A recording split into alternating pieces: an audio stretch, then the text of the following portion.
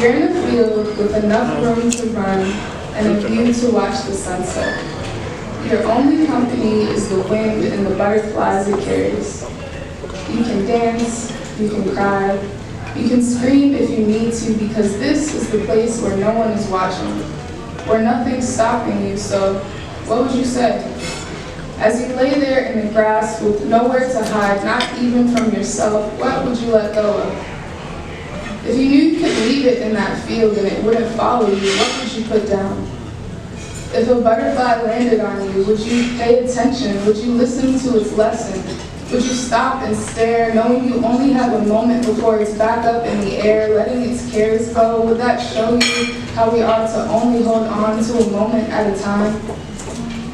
Not often are we still for the beauty that's in front of us, but when a butterfly lands, we lean into the silence, almost as if we're trying to imprint the pattern of its wings onto our heart as we realize we're a part of the same world. You cannot hold both the butterfly and your burdens because you can't be certain how long it'll be there. So you let your cares go to make room for its wings. You forget all the other things because this brings you peace. It shows you how to release your worries, how to not be in a hurry, but to live in the moment that's in front of you.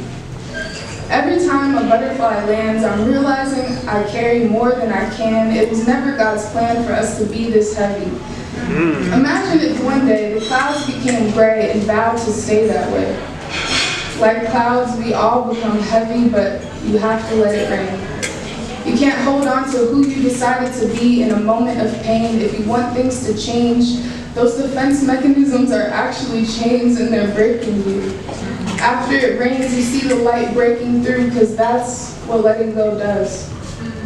Open hands means, God, you can give, but you can also take because you make all things better. You work everything for good. You repurpose my pain for greater than I ever could. So help me not to hold on to the future or the past, but to live inside this moment and cherish what I have, to notice what shade of green the grass is, or to count the clouds that pass and realize time's not moving fast. I'm just in a hurry to get somewhere else and then ignore the fact that I made it.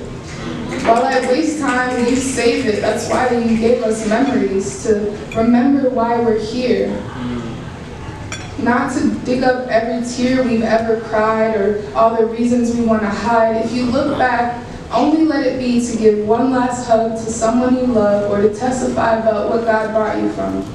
If you look forward, let it be to see the goodness moving towards you, to see Jesus at the finish line cheering you on, calling you his child and playing your favorite song, saying, you got this. But don't miss this moment. Close your eyes, open your hands, cry if you have to. Now remember what I asked you. What would you let go of? If you knew God would take it, that he'd break it off your family, be as honest as you can be, why are you still holding on when he can take it right now? Don't you know he's all around you, that his love can surround you when you're drowning in fear? He's near and he can hear you, so what would you say? I pray today is the day of letting go, because God has more to show you. He wants to know you, to make your heart beat again, to be your friend, to give you butterflies in exchange for the pain you've held for so long. You don't have to hold it all together, because when you're weak, he's strong.